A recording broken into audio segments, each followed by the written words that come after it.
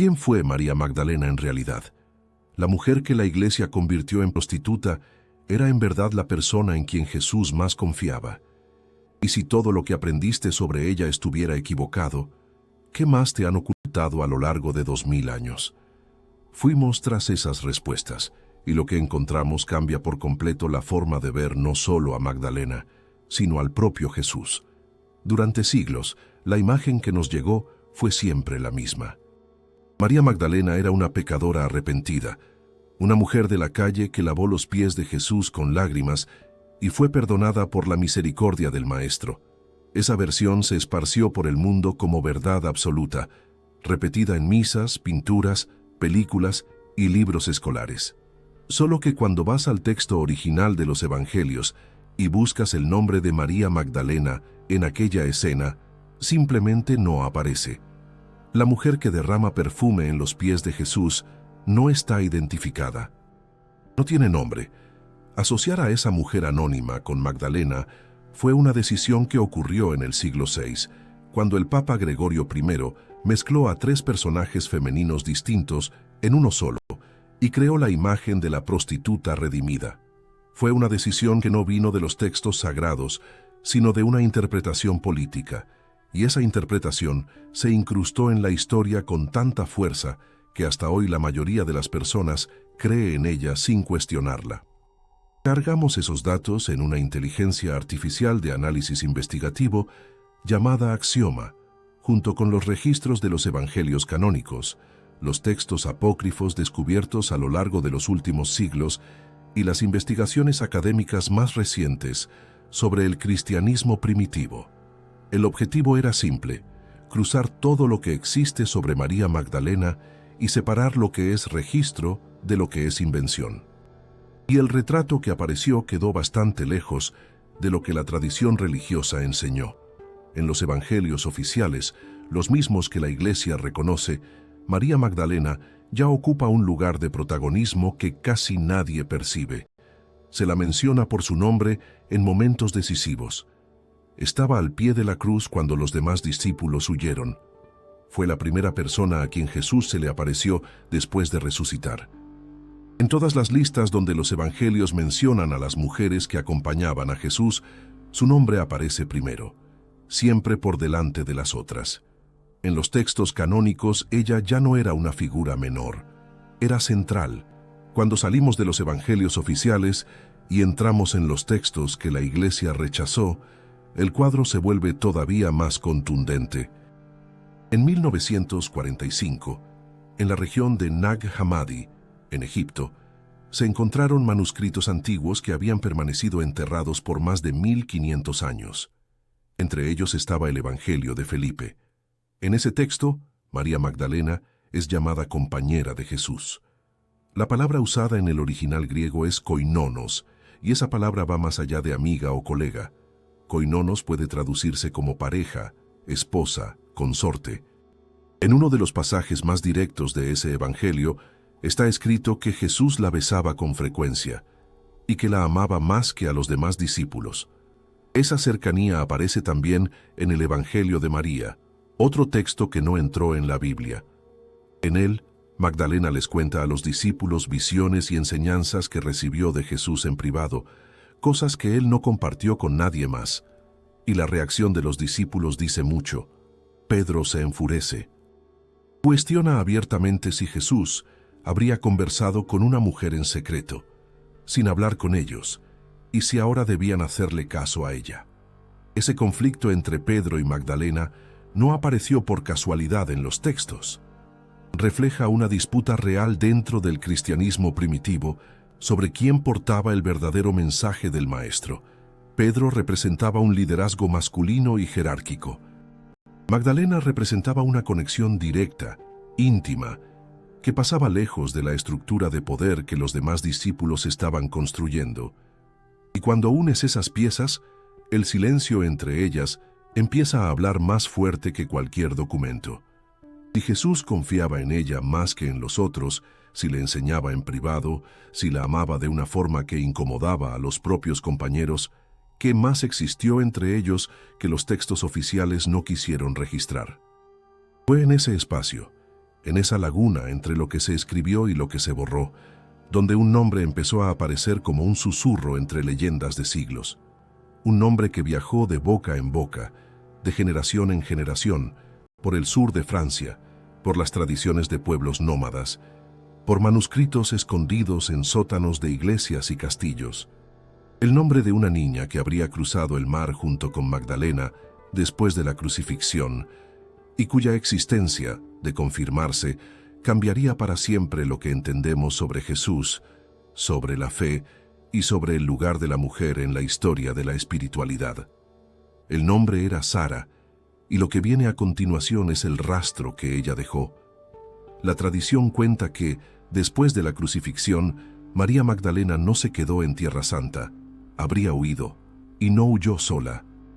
Según relatos que sobrevivieron durante siglos en la memoria oral del sur de Francia, Magdalena se embarcó en una pequeña barca sin timón y sin vela, junto con otras mujeres cercanas a Jesús, probablemente María Jacobé y María Salomé. Esa embarcación habría cruzado el Mediterráneo sin rumbo aparente, guiada por algo que los relatos no nombran pero dejan flotar en el aire, y llegado a la costa de la Provenza, en el sur de Francia. Con ellas, en esa barca, viajaba una joven de piel morena. Una niña cuyo nombre quedó guardado no en los libros oficiales, sino en la boca del pueblo. Sara. La ciudad donde esta historia echó raíces existe hasta hoy. Se llama Saintes-Maries-de-la-Mer. Es un pueblo pequeño en la costa, donde cada mes de mayo ocurre algo que ningún calendario católico reconoce, pero que miles de personas cruzan Europa entera para presenciar. Gitanos de todas partes llegan en caravanas, montan campamento alrededor de la iglesia y durante días celebran a una figura que la institución religiosa jamás aprobó. Sara la Cali, Sara la Negra. Su imagen se guarda en una cripta oscura debajo de la iglesia, vestida con mantos de colores, rodeada de velas encendidas y flores. El día de la procesión, la cargan en brazos hasta el mar. Los pies de la estatua tocan el agua salada en una ceremonia que parece un bautismo y un renacimiento al mismo tiempo. La multitud canta, llora, grita su nombre. Y después, Sara regresa a la cripta, donde permanece hasta el año siguiente, esperando la próxima vez que el pueblo la traiga de vuelta a la luz. Alimentamos a Axioma con registros históricos de esa tradición, cruzando documentos eclesiásticos, archivos municipales de la Provenza y estudios etnográficos sobre la cultura gitana. Lo que apareció fue una línea del tiempo que retrocede al menos hasta el siglo IX, con referencias dispersas a una joven que habría desembarcado junto con las santas mujeres llegadas de Palestina. La identidad de esa joven nunca fue definida con claridad por los registros oficiales, y tal vez sea justamente por eso que tantas versiones distintas surgieron a lo largo de los siglos. Para algunos historiadores, Sara era una sirvienta egipcia que ya vivía en la región y recibió a las mujeres cuando llegaron a la costa. Para otros, era una joven que vino en la propia barca, parte del grupo que huyó de la persecución. Pero existe una tercera lectura, más antigua que las dos primeras y mucho más provocadora. En esa versión, que circula entre comunidades gitanas y en ciertos círculos de la tradición esotérica europea, Sara no era sirvienta de nadie. Era hija de Jesús y de María Magdalena, sacada a toda prisa de Tierra Santa cuando aún era niña, porque mantener a esa niña con vida significaba mantener encendida una verdad que mucha gente quería apagar. El nombre Sara, en hebreo, significa princesa. No es un detalle menor. En la tradición bíblica, los nombres cargan identidad y propósito. Sara, en el Antiguo Testamento, fue la esposa de Abraham y madre de Isaac, la mujer que dio inicio al linaje del pueblo de Israel. Darle ese mismo nombre a la supuesta hija de Jesús y Magdalena sería mucho más que coincidencia. Sería una declaración, una forma de decir, sin necesidad de escribirlo, que aquella criatura llevaba consigo la continuación de algo sagrado. Y entre los gitanos esa conexión nunca necesitó comprobación académica para ser real. El pueblo romaní reconoció en Sara algo que ninguna institución les ofreció: una protectora que se parecía a ellos. De piel oscura, sin título oficial, sin templo, sin reconocimiento de los poderosos, pero viva en el corazón de quienes también siempre vivieron al margen. Sara la Negra se convirtió en patrona de los olvidados, de los que no aparecen en los registros, de los que cargan su fe en el cuerpo y en el camino, lejos de las catedrales. Esa identificación revela algo profundo sobre cómo funciona la memoria cuando el poder intenta borrarla. Cuando quemas los libros, la historia migra a las canciones. Cuando derribas los templos, lo sagrado se muda al cuerpo de quien baila. Los gitanos guardaron a Sara donde ningún decreto papal podía alcanzar, en la tradición oral, en los rituales transmitidos de madre a hija, en los caminos entre fronteras que jamás respetaron. Por eso Sara incomoda tanto a la historia oficial. Sobrevivió fuera del control, no está en los evangelios aprobados, no fue canonizada, no tiene fiesta en el calendario litúrgico. Pero cada año, cuando la procesión baja hasta el mar y la imagen oscura de Sara toca las olas, miles de personas sienten que están frente a algo verdadero, algo que no necesita autorización para existir. La pregunta que queda es por qué esa posibilidad incomodó a tanta gente con tanto poder a lo largo de tantos siglos. Y la respuesta pasa por un libro publicado en 1982 que sacudió al mundo al proponer que el Santo Grial nunca fue un cáliz. El verdadero Grial estaba hecho de carne y sangre. Durante siglos, caballeros, reyes y aventureros recorrieron el mundo en busca del Santo Grial. La imagen que todos conocen es la de un cáliz, una copa usada por Jesús en la última cena, que tendría poderes sobrenaturales y estaría escondida en algún lugar de Europa. Esa búsqueda alimentó cruzadas, inspiró romances medievales y se transformó en una de las mayores obsesiones de Occidente. Pero en 1982, 3 investigadores británicos publicaron un libro que le dio la vuelta a toda esa historia. Michael Begant, Richard Leigh y Henry Lincoln lanzaron El Enigma Sagrado, y la tesis central de la obra era tan simple como explosiva. Según ellos, el Santo Grial nunca fue un cáliz. La expresión original en francés antiguo era sang real, que significa sangre real. A lo largo de los siglos, sang real se habría corrompido hasta convertirse en sangral, y lo que era una referencia a un linaje de sangre terminó convertido en la leyenda de una copa mágica.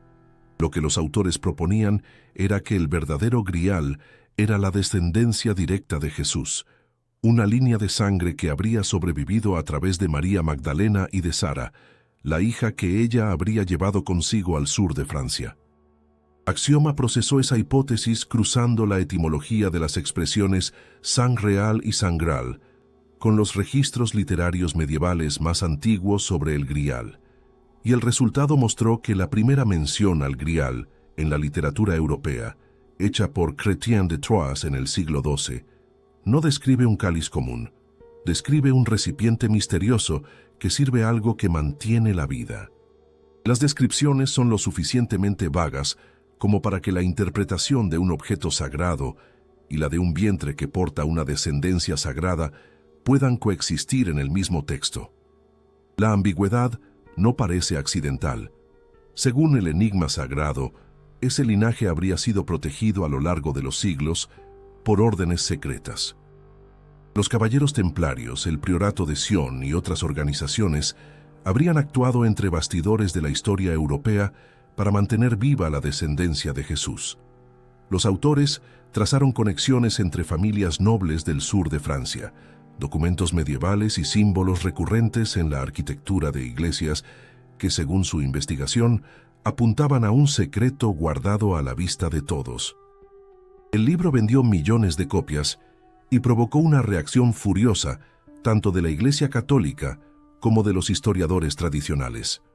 Muchos académicos señalaron que las fuentes usadas por los autores eran frágiles, que algunas conexiones eran forzadas y que el Priorato de Sion, una de las piezas centrales de la teoría, habría sido una fabricación del siglo XX. Parte de la documentación que sustentaba la existencia del priorato resultó ser falsificada, plantada en los archivos nacionales franceses por un hombre con interés personal en vincularse a un linaje noble. Pero incluso con esas fallas, el enigma sagrado abrió una puerta que nadie logró cerrar. La idea de que el Grial pudiera ser una metáfora del linaje de Jesús no dependía únicamente del priorato de Sion. Se apoyaba también en los textos apócrifos, en las tradiciones del sur de Francia, en el culto a Sara entre los gitanos y en una pregunta que seguía sin respuesta cómoda. ¿Por qué la Iglesia hizo tanta fuerza para borrar cualquier vestigio de una relación entre Jesús y Magdalena? 21 años después, esa idea alcanzó dimensión planetaria. En 2003, Dan Brown publicó El Código da Vinci, una novela que transformó la tesis de El Enigma Sagrado en una trama de suspenso leída por más de 80 millones de personas en todo el mundo. El libro era ficción declarada, pero los conceptos que popularizó salieron de las páginas y entraron en la conversación cotidiana.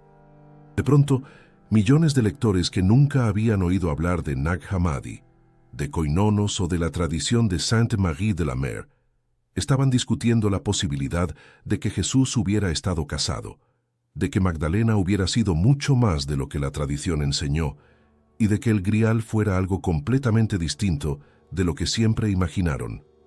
La reacción oficial fue proporcional al tamaño del sacudón.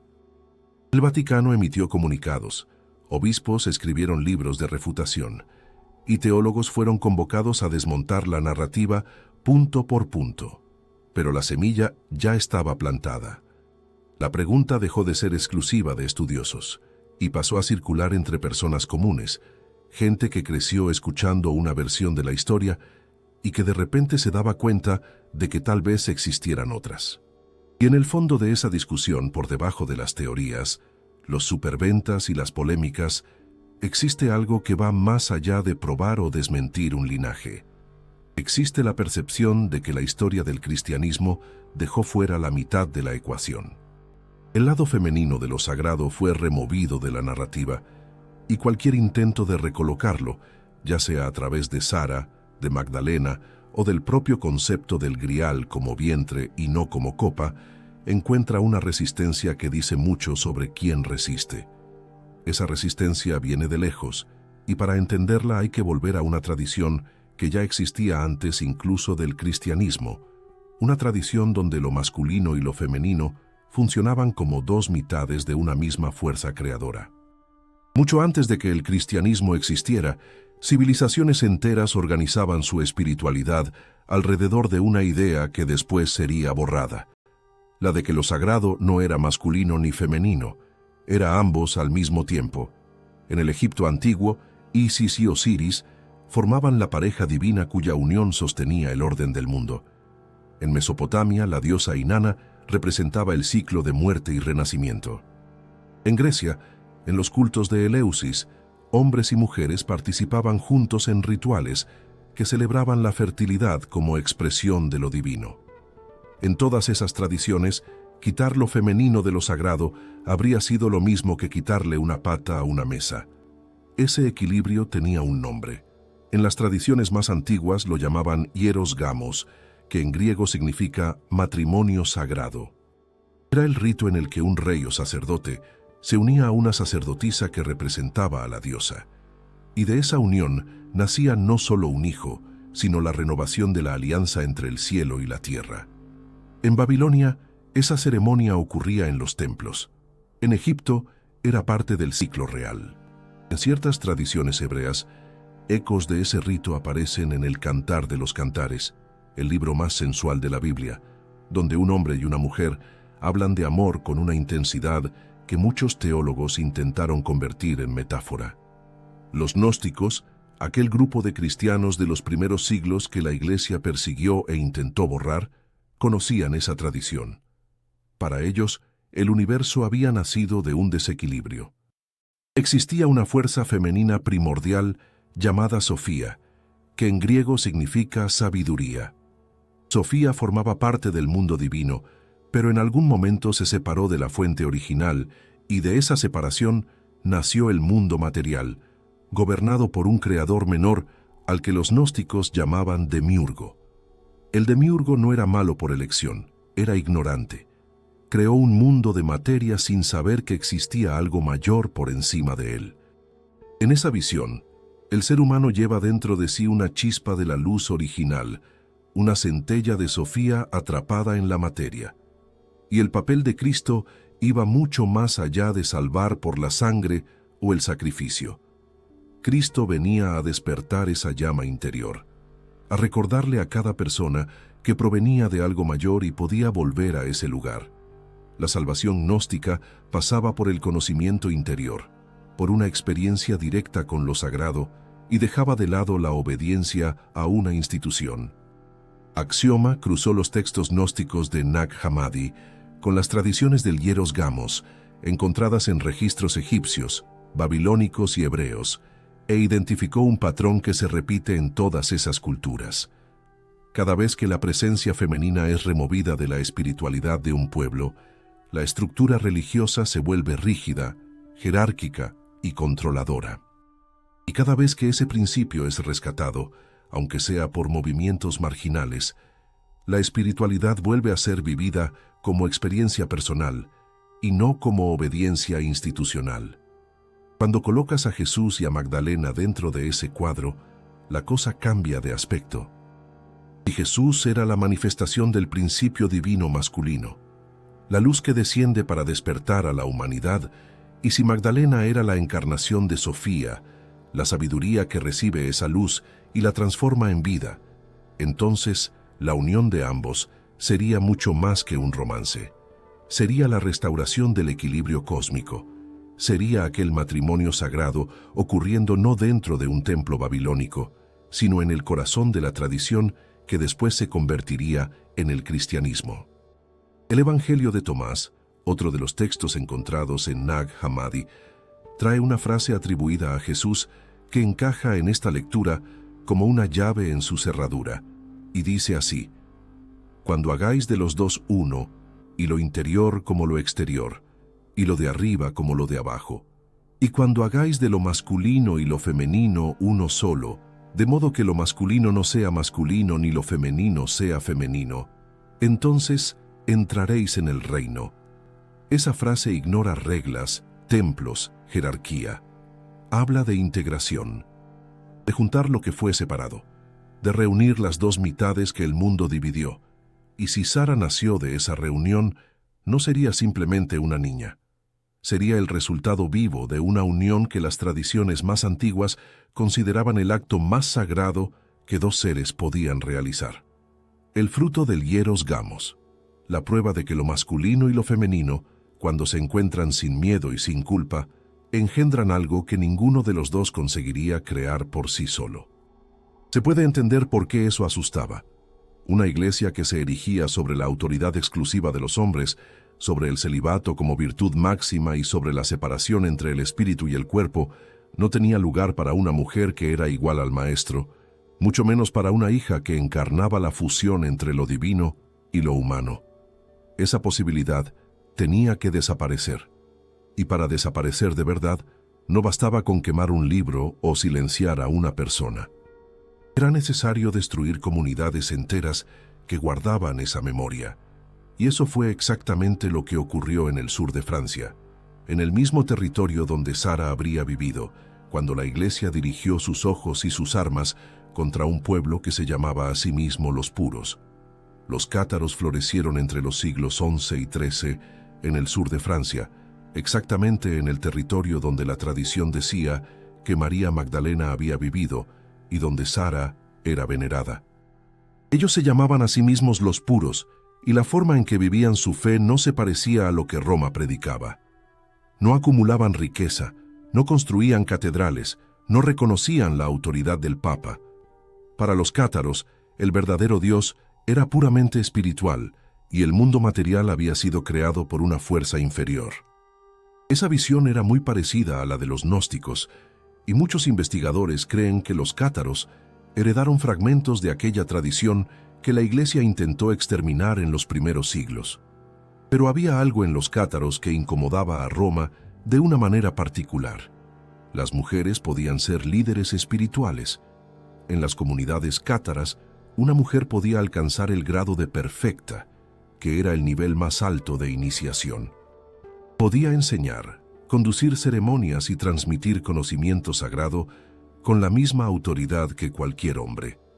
En una época en que la Iglesia Católica trataba lo femenino como puerta del pecado, los cátaros colocaban a la mujer en el centro de la experiencia espiritual. Los rumores que circulaban por Europa decían que los cátaros guardaban secretos antiguos, textos prohibidos e incluso reliquias que contenían una verdad distinta de la que se escuchaba en los altares de Roma. En 1209, el Papa Inocencio III lanzó la Cruzada Albigense, una campaña militar contra los cátaros que duró 20 años y devastó el sur de Francia. Ciudades enteras fueron arrasadas. En Béziers, cuando un comandante preguntó cómo distinguir a los cátaros de los católicos en medio de la población, la respuesta que recibió entró en la historia y decía algo brutal: «Mátenlos a todos, Dios reconocerá a los suyos». Aquel día, se estima que entre 15.000 y 20.000 personas fueron asesinadas, hombres, mujeres, niños, cátaros y católicos mezclados. La guerra no era solamente contra una herejía, era contra una forma de espiritualidad que amenazaba el monopolio de Roma sobre lo sagrado. El último reducto cátaro fue la fortaleza de Montségur, un castillo en la cima de una montaña que resistió meses de asedio. En marzo de 1244, la resistencia terminó. Más de 200 personas, hombres, mujeres y niños, bajaron la montaña sabiendo lo que les esperaba. Ninguna de ellas aceptó renunciar a su fe. Fueron quemadas vivas en una hoguera colectiva al pie de la montaña.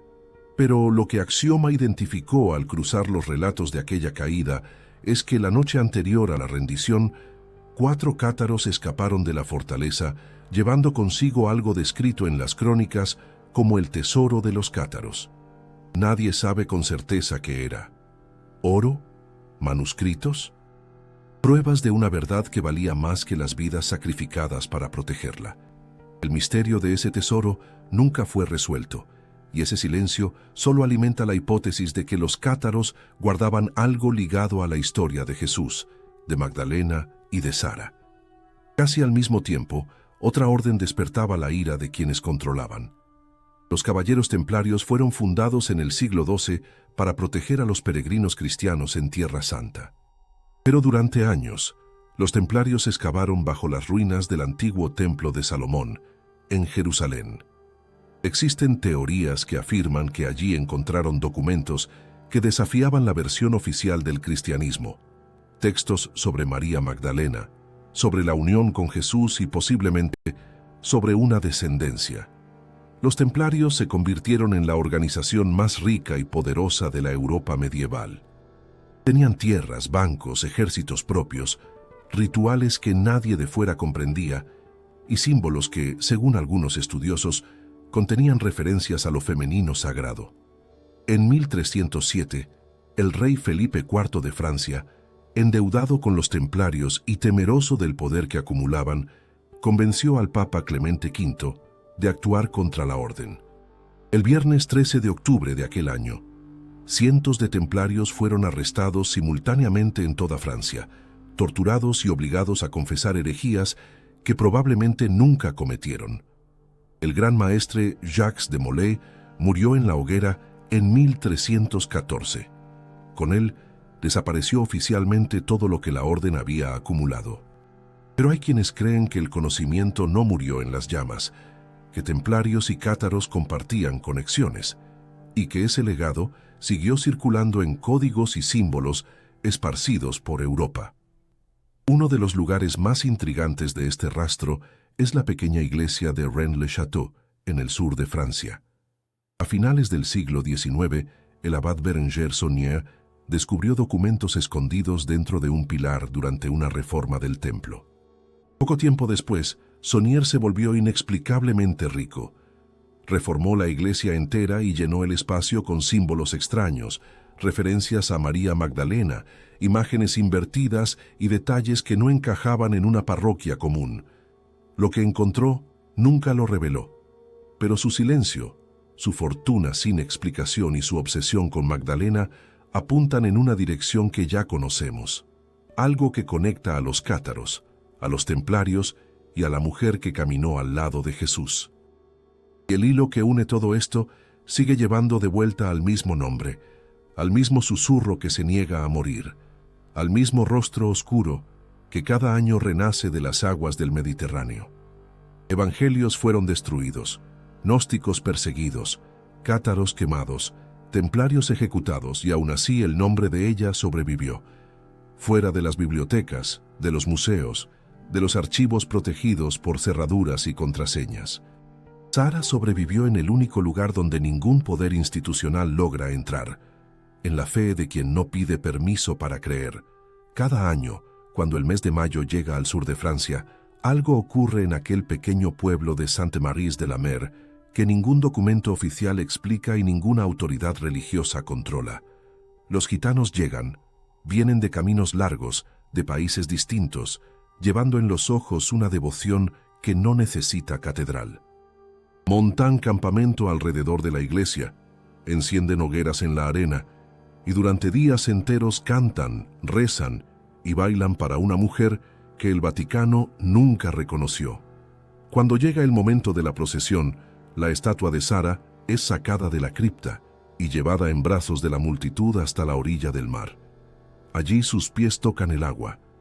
El pueblo gitano cree que en ese instante ella renace, y que al renacer renueva la protección sobre todos los que viven sin techo fijo, sin documento que el mundo considere válido, sin lugar asegurado en la mesa de los poderosos. La diferencia salta a la vista. De un lado, una institución con siglos de poder, basílicas de mármol y procesos de canonización que duran décadas. Del otro, una mujer de piel oscura, sin genealogía reconocida, sin milagro catalogado, sin siquiera un día en el calendario litúrgico, que aún así atrae a miles de personas todos los años con una fuerza que ningún santo oficial logra replicar en aquella costa. Sara nunca fue canonizada, y probablemente nunca lo será, porque canonizarla significaría reconocer su historia, y reconocer su historia abriría preguntas que la Iglesia pasó 2000 años intentando cerrar. Axioma analizó registros de peregrinación en la región de la Camarga francesa a lo largo de los últimos 150 años e identificó que el flujo de visitantes a la cripta de Sara se mantuvo constante incluso durante periodos en que la Iglesia intentó activamente desalentar el culto. Prohibiciones locales, intentos de redirigir la devoción hacia otras figuras aprobadas, presiones sobre los párrocos de la región, nada funcionó. Sara resistió todo lo que le lanzaron encima. Y resistió porque no depende de ninguna estructura para existir. Vive en la tradición oral, en los cantos que las madres gitanas enseñan a sus hijas, en los pasos de baile que se repiten desde hace generaciones, en la forma en que todo un pueblo reconoce en aquella figura un espejo de sí mismo. Sara, a partir de este punto, deja de ser solamente una cuestión histórica y se convierte en algo mayor, porque lo que ella representa va más allá de la pregunta sobre si Jesús tuvo o no una hija. Sara es el punto donde dos fuerzas que fueron separadas a la fuerza vuelven a encontrarse. De un lado, el Logos, la palabra divina, el principio masculino que organiza, que nombra, que crea estructura. Del otro, la Sofía, la sabiduría silenciosa, la mitad femenina que recibe, que nutre, que transforma la semilla en vida. En la visión de los gnósticos, el cosmos solo funciona cuando esas dos fuerzas caminan juntas. Cuando una es suprimida, el mundo queda cojo. Y el mundo quedó cojo durante mucho tiempo. Sara, en esta lectura, sería el fruto de la reunión entre Logos y Sofía. No solo la hija de un hombre y una mujer, sino el resultado vivo de una espiritualidad completa, donde el cielo no le teme a la tierra y el espíritu no se avergüenza del cuerpo. Y el grial encuentra aquí su significado más profundo. No es una copa de madera ni de oro. El grial es el recipiente que porta la vida. Es el vientre de Magdalena. Es Sara. Es la continuación de algo que no podía ser interrumpido porque no dependía de papel y tinta para existir. Los gitanos tal vez nunca hayan leído el Evangelio de Felipe, tal vez nunca hayan oído hablar de aquella palabra griega que significa compañera, tal vez no sepan explicar quiénes fueron los gnósticos o qué significa matrimonio sagrado, pero ellos saben, de una manera que viene de adentro, que Sara es sagrada. Y ese saber, que no pasa por libros ni por concilios, es quizá la prueba más fuerte de que existe una memoria que ninguna hoguera logra quemar. Una memoria que habita en la sangre, no en el papel, que vive en el pecho, no en los archivos, que no necesita aprobación para ser verdadera, porque quien la lleva siente que es verdadera, y eso basta. Cada vela encendida en la cripta de Sainte-Marie de la Mer es un acto de resistencia silencioso. Cada canto a la orilla del mar es una respuesta a los siglos de mudez impuesta. Cada vez que la estatua oscura de Sara toca el agua y el pueblo grita su nombre, algo que fue enterrado vuelve a la superficie, no como teoría, sino como experiencia viva. Y si existe un legado de Jesús que sobrevivió fuera de los muros de la institución, tal vez no esté escondido en una bóveda debajo de una catedral. Tal vez esté ahí, a la vista de todos, en los brazos de un pueblo que nunca dejó de cargar a su santa sin altar. La cuestión que queda ahora ya no es sobre el pasado, es sobre lo que Sara significa para quien está escuchando esto en este momento. Todo comenzó con una pregunta sobre María Magdalena. ¿Quién era ella de verdad? Y esa pregunta fue arrastrando otras, como un hilo que, al ser seguido, revela un tejido entero escondido debajo de lo que siempre nos mostraron. Magdalena nos llevó a los textos apócrifos. Los textos nos llevaron a Sara. Sara nos llevó al sur de Francia, al pueblo gitano, al grial reinterpretado, a los cátaros quemados, a los templarios ejecutados y a una pregunta que ninguna hoguera logró destruir. Ahora, después de todo esto, solo falta responder una cosa. ¿Qué significa Sara para ti? En ciertas tradiciones esotéricas existe el concepto de un linaje saránico. Ese linaje va más allá de la sangre y de los árboles genealógicos que alguien pueda dibujar en un papel. Es un linaje de conciencia. Según esa visión, pertenecer a ese linaje pasa lejos de la genética, pasa por la resonancia. Son personas que sienten, aunque no logren ponerlo en palabras, que el mensaje original de Jesús fue más amplio de lo que la religión organizada transmitió. Personas que perciben que algo quedó afuera, que la espiritualidad que recibieron como herencia está incompleta y que le falta un pedazo fundamental, el pedazo que fue arrancado cuando lo femenino fue expulsado de lo sagrado. Axioma analizó datos de movimientos espirituales contemporáneos, grupos de estudio, círculos de meditación, comunidades que se reúnen alrededor de tradiciones contemplativas fuera de las iglesias tradicionales, e identificó un crecimiento consistente a lo largo de las últimas 3 décadas. El perfil más común de esas personas no es el de quien rechazó la fe, es el de quien salió en busca de una fe que tenga más sentido. Gente que creció dentro de una religión, sintió que no respondía a las preguntas más profundas y fue a buscar en otro lugar. Muchas de esas búsquedas pasan, de un modo u otro, por el rescate de lo femenino en la espiritualidad. Sara se convierte, entonces, en algo más que una figura histórica o una leyenda medieval. Sara se convierte en un espejo, porque lo que ella representa, la parte que fue negada, la mitad que fue acallada, va más allá de un capítulo olvidado del cristianismo. Es algo que habita dentro de cada persona. La ternura que fue tratada como debilidad, la intuición que fue descartada como irracional, la conexión directa con lo sagrado que fue sustituida por intermediarios, reglas y jerarquías. Sara es el nombre que ese vacío recibió. Y cuando alguien siente que falta algo en el relato que escuchó toda la vida, cuando siente que la espiritualidad debería ser más acogedora y menos punitiva, más integradora y menos excluyente, lo que esa persona está sintiendo es la ausencia de Sara. No es coincidencia que en el siglo XXI, tantas personas estén revisitando aquello que consideraban verdades definitivas. Algo se está moviendo. Una necesidad de reconectar lo que fue partido, de mirar a lo divino sin dividir el mundo entre lo que es puro y lo que es impuro, entre lo que merece altar y lo que merece silencio. Sara, real o simbólica, es la expresión más antigua de ese movimiento. Ella lleva en sí la promesa de una espiritualidad donde hombre y mujer caminan juntos, donde el cuerpo no es enemigo del espíritu, donde el amor entre dos personas puede ser tan sagrado como cualquier oración. La pregunta que queda no es si Sara existió como persona de carne y hueso. Esa pregunta tal vez nunca tenga respuesta definitiva y tal vez no necesite tenerla. La pregunta que importa es otra. ¿Qué parte de ti reconoce a Sara? ¿Qué parte de ti siente que el relato que recibiste está incompleto? ¿Qué parte de ti sabe, de una manera que no necesita pruebas, que lo sagrado es más grande de lo que cualquier institución intentó hacerte creer?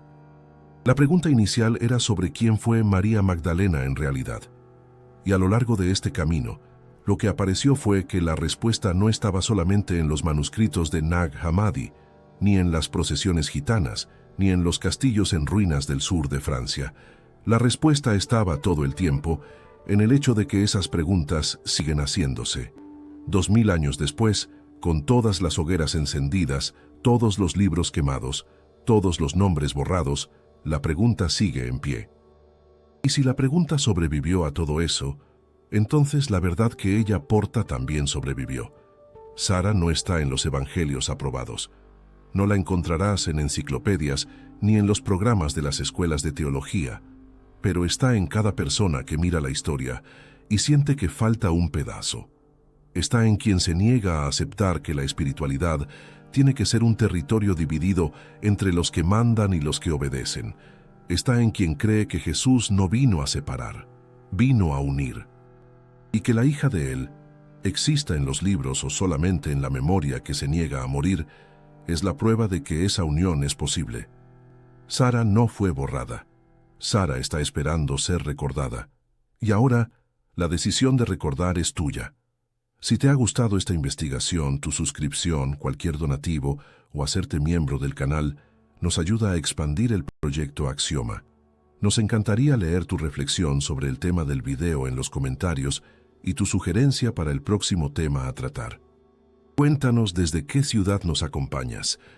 Agradezco tu compañía hasta el final.